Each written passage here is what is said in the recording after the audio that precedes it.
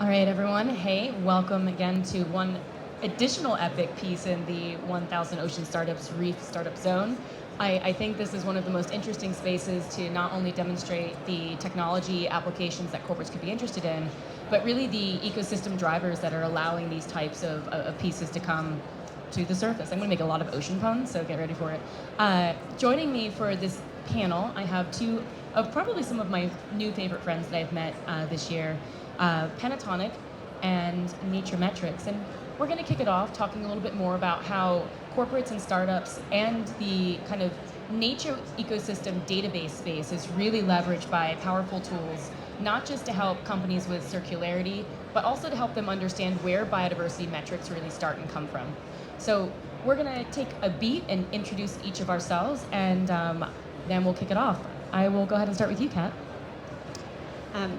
Hey everyone, my name's Kat. I am a biodiversity scientist by background, and I founded a company called NatureMetrics about 10 years ago to help to take new tools and technologies that were coming through from the scientific research world and really put them in the hands of the people who are at the front line of managing the environment. So that's businesses who have impacts on the environment, and also NGOs and other stakeholders who are helping to conserve and protect it. And it was 10 years ago, nobody believed that there was a market for knowing about biodiversity, or that it was important to any corporates to know about biodiversity. I cannot tell you how much that has changed in the last 10 years, and to see biodiversity sort of rocket up the agenda and sit really hand in hand with climate in the corporate agenda has been amazing. And it's been just fascinating and a privilege to be part of that journey. Hi everyone, my name is Raakkel and I run operations at Pentatonic. Pentatonic is the operating system for the circular economy. So what that means is we design, implement, and scale circular programs for the world's leading corporates. And to take that a step further, we have hardware and software components powered by AI through every step of that journey. And that it starts with that in-store consumer experience for that take-back, all the way through the reverse logistics and beyond through that multi-commerce aspect of reuse, resell, repair, etc. And Pentatonic may not be that typical blue economy startup, but circularity is absolutely a pillar of planetary health. We all know the stats out there, breaching multiple planetary boundaries, and we need to do our best to be the leaders of that change. And circularity does affect that in a few different aspects. Number one is the waste. We're keeping materials in use longer, giving them secondary and tertiary lives, and we're enabling waste to be diverted, so to speak, from the landfills, which do affect the water supply and the oceans. Number two is the plastics usage. Despite our awareness as a society to use less plastics, we're using more. In the last decade, I believe it's 100 million tons of plastic, raw plastics have been used, which is shocking. And we're reducing that through, again, the reduction of raw materials extraction and so on. So again, circularity, not that traditional blue economy, but we're really consider ourselves the green, blue, and just planetary economy, because circularity enables localization of ecosystems, which affects the shipping lane. So it really does touch in every web of that blue cornerstone. And I'll round this out. Sarabeth, Brockley, the former head of carbon strategy at NASDAQ, and now we have to talk louder. Correct. It's lovely that there are so many people in here that you do actually physically have to shout in a room like this, which is enclosed, but I mean, sound waves, they travel. But I spent my career kind of at the intersection of multilateralism. I started at the UN, and then I switched into public equities at NASDAQ. And one of the things that always struck me was how much corporates needed startups to really feed them intelligence, good data, and not just systems level changes of pieces that could work, but really powering financial decision making into protecting things that need protecting. So towards Kat's point, like Bloomberg Terminal, an amazing database and figure piece that if you look at it and able to wield it through different types of investor stewardship policies, one thing that was always a highlight for me was that nature and biodiversity was included. that was a huge metric that you could look at across different asset classes and see digitized. But I think one of the things that's still like a little bit more difficult is these solutions that come to the fold. How can they actually help corporates do decarbonization work? How can they do energy transfer work or engage in the circularity economy in a way that's good for business, good for people, and good for the planet? And the company that I've invested in as a transitionary element now from NASDAQ as a private LP is doing a nature-based solution piece that's powered by the ocean but is highly durable carbon dioxide removal. And it's one of those pieces where you can see if you can help phytoplankton in dead zones actively sink. You can use the power of the ocean to continue along its kind of nature-based asset class and opportunities and technology. So we're going to talk about some different types of corporate partnerships with power of AI in biodiversity and circularity, and give you some examples of what we're excited about to see in market today. So one of the first questions that I have is just to talk about which corporations are you working with? Gigablue works with Boeing, for example, and we have a 200,000 ton durable removal project that's allocated through Skies 50, an asset management firm. That's like one particular piece I'm excited about this year. But again, curious, Kat, if you have anyone that you'd love to shout out and talk about what the allocation is. Sure. So we've been working with corporates since the beginning, actually. So back in day one, when all the investors said, what, there's no market, nobody needs to measure biodiversity, we were able to say, well, actually they do. If you are a mining company or an energy company or building major infrastructure, if you've taken any type of development finance, there are performance principles set by the IFC that say if you're working in natural habitat, you need to deliver no net loss of biodiversity.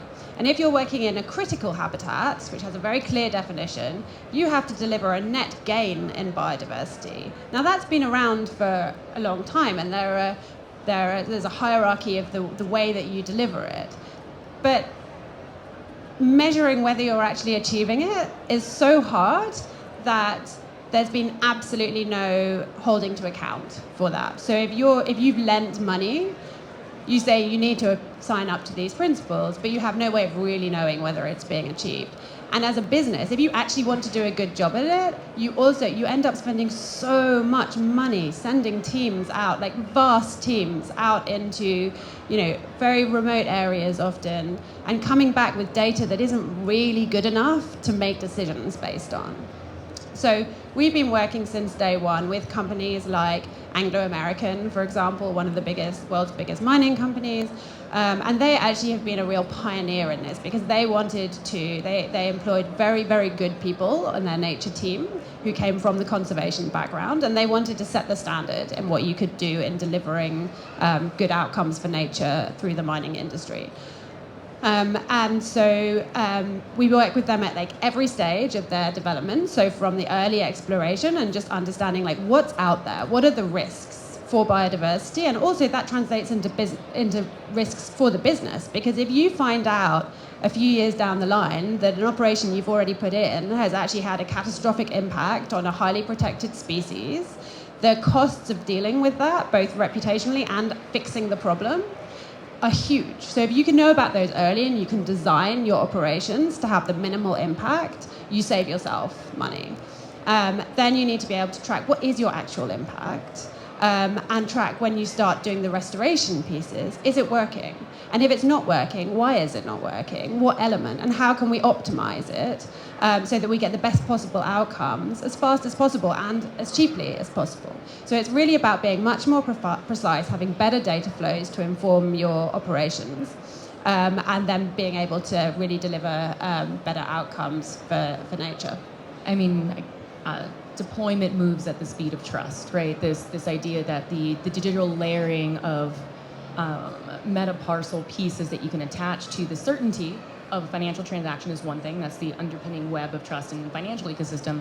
But when you're thinking about it from a nature-based ecosystem piece, there's so many other data points that go into that. Like you said, they've been uncovered, and we're starting to really digitize that web out. So I think, again, what NatureMetrics is doing from that eDNA piece is incredibly helpful and gives all types of businesses the certainty that they need, even in the mining community, that would not necessarily be one that we would be championing at this point, to understand that they still need the same type of data to make better business decisions.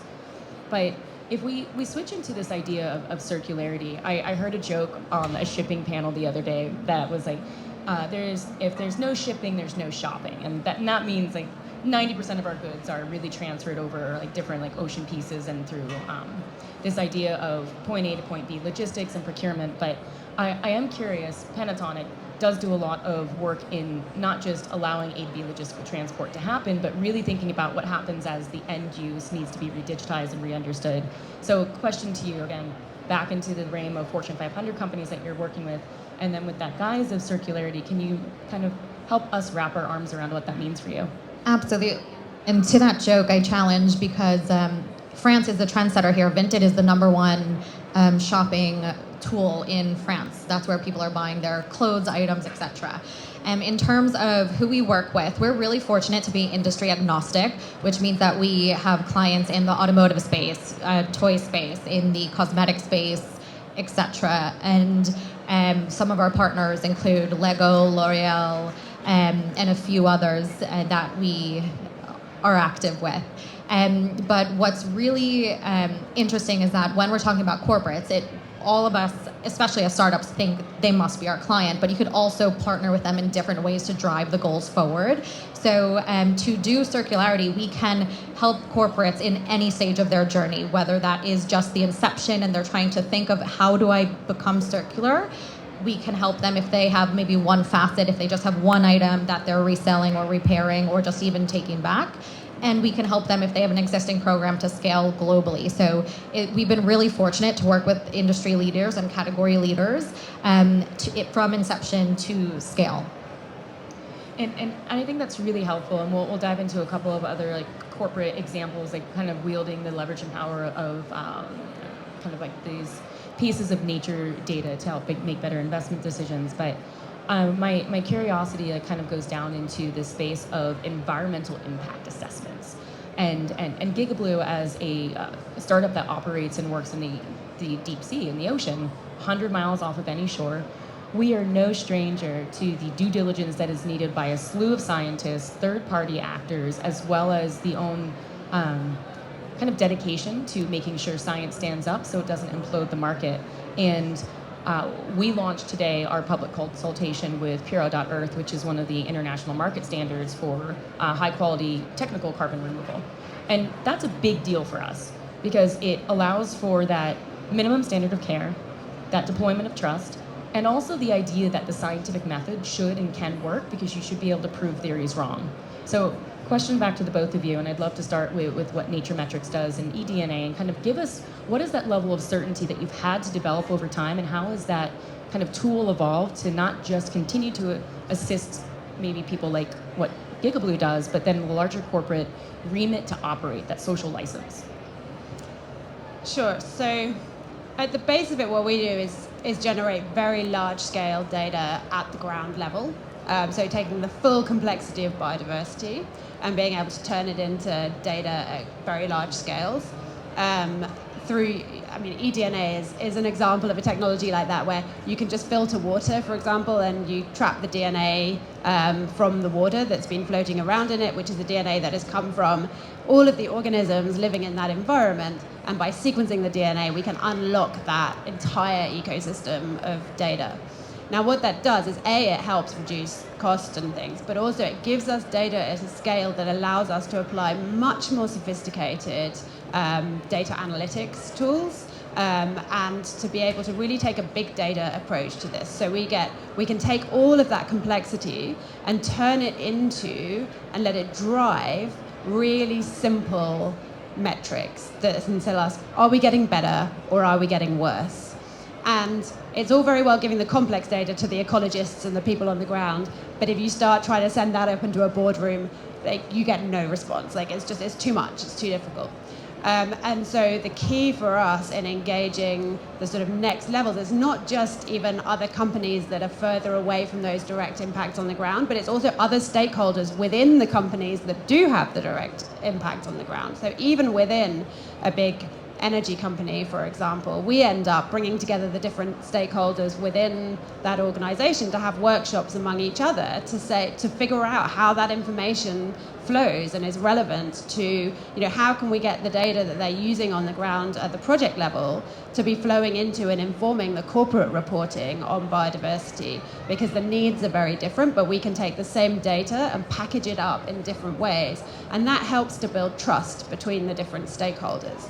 And at the end of the day, if we want all of these corporate ambitions and pledges and actions and mechanisms to actually work, something has to change on the ground, right? And I think we forget that sometimes. And so we need to be able to make sure that the claims we're making up here are connected somehow to what's actually happening on the ground. And that's also about building trust with the people on the ground, with the other stakeholders, with the NGOs, with the local communities, with the indigenous people, to know that we're all working from the same point of truth. And if the corporates are saying something is getting better, that reflects what they're seeing on the ground. And then we build the trust which can accelerate the finance onto the ground. This is the biggest challenge in the biodiversity world, is that these stakeholders, they speak utterly different languages to each other. They have no history of working together. They have no trust in each other.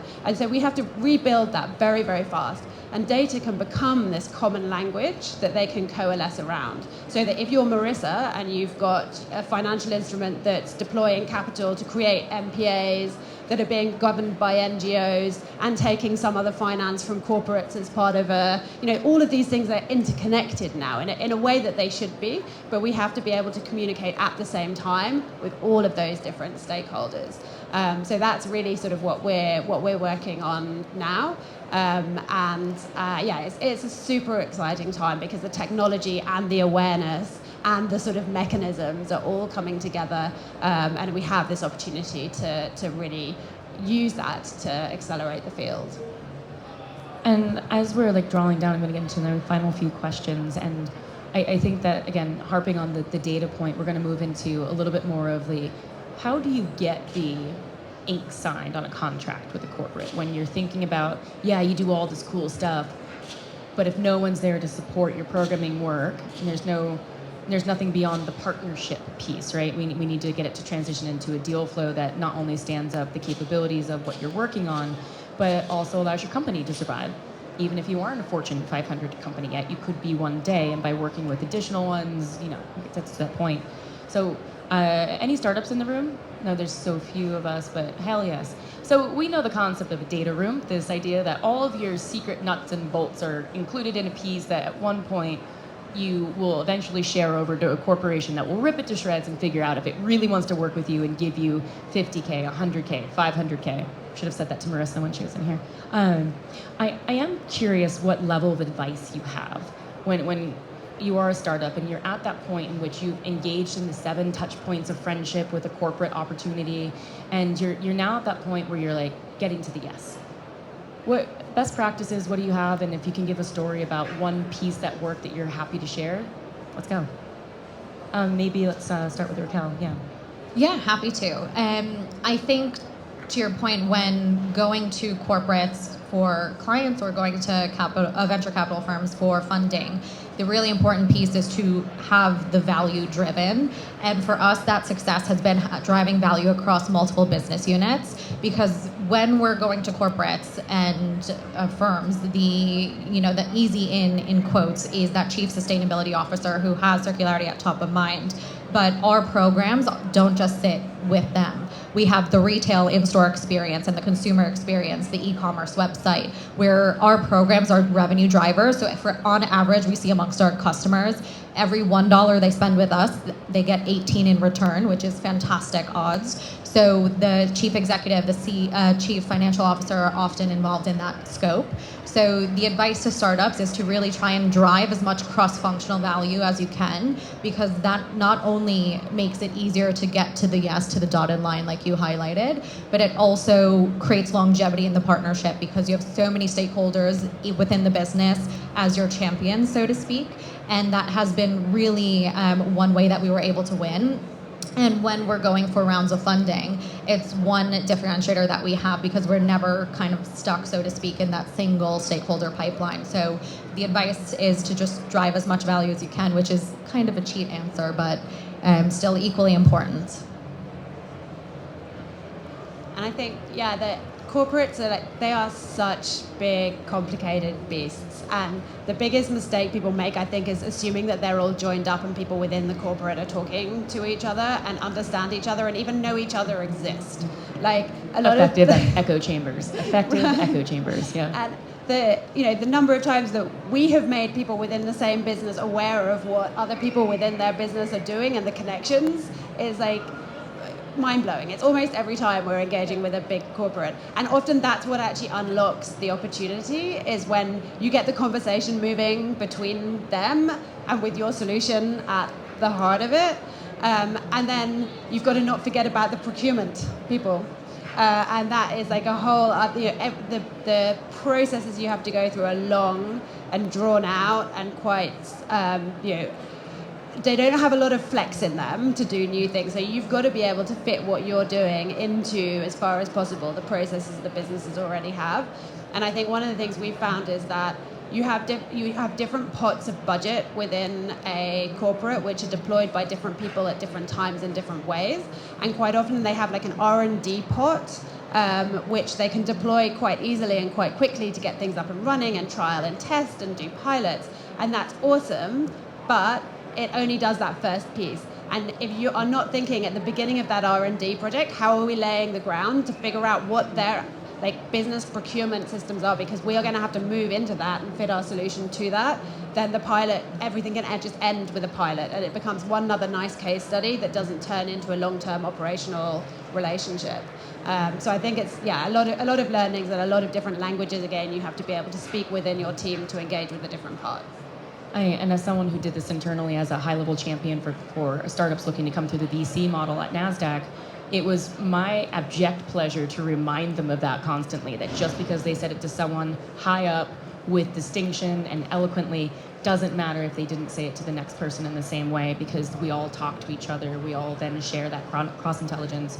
But probably my biggest piece of advice, and I'll give this as the kind of closeout piece, is that if you don't do effective political landscape mapping for your startup, get someone to, in a part-time capacity, an intern from someone doing this in school, because it manages your effective output so much better as someone waging through to get capital. And I say that just because, to underscore that point, is that you never know what that tipping point of who you talk to will get to that final business line signed. Because what gets put in front of the C-suite is usually effective management of high-level stakeholders and communication champions internally, those entrepreneurs that get you across the finish line. So with that, I'd love to bring Michelle back up to kind of close out and give everyone a thank you for joining us here today. Now, I'm going to do it. I have the power. I'm not exactly sure what's coming up next, but if you do have any questions for the panelists, please stick around after and we'll be around. Thank you so much.